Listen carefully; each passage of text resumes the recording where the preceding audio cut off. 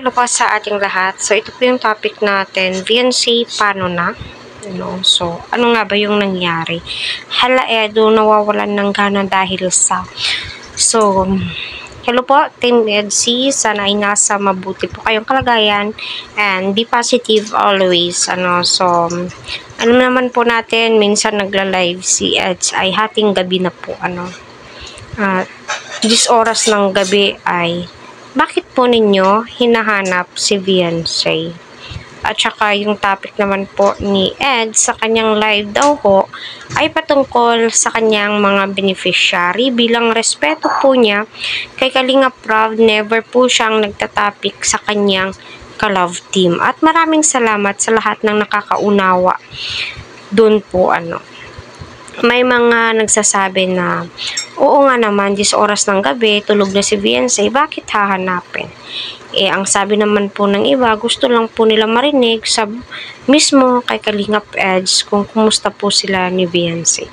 Alam naman po nating lahat na okay po si Edu at saka si Beyonce at wag na lamang po natin bastusin si Kalingap Edu doon mismo sa kanyang live streaming, di ba?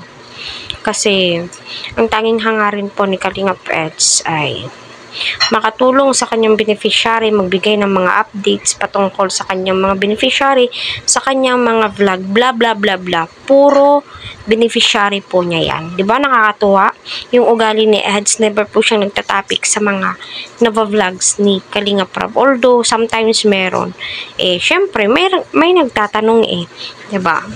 At patungkol naman po doon ay yes, continue. Tuloy-tuloy po yan, yung pagtulong ni Eds kay Beyonce. At kung gusto po natin ng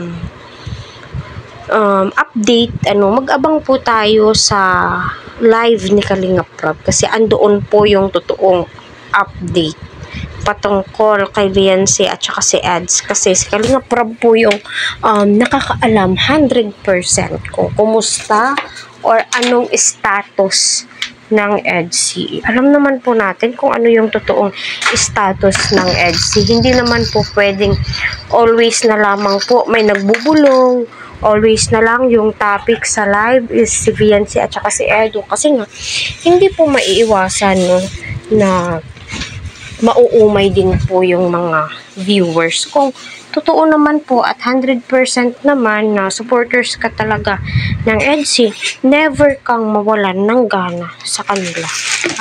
Kumbaga solid yung pagsuporta mo.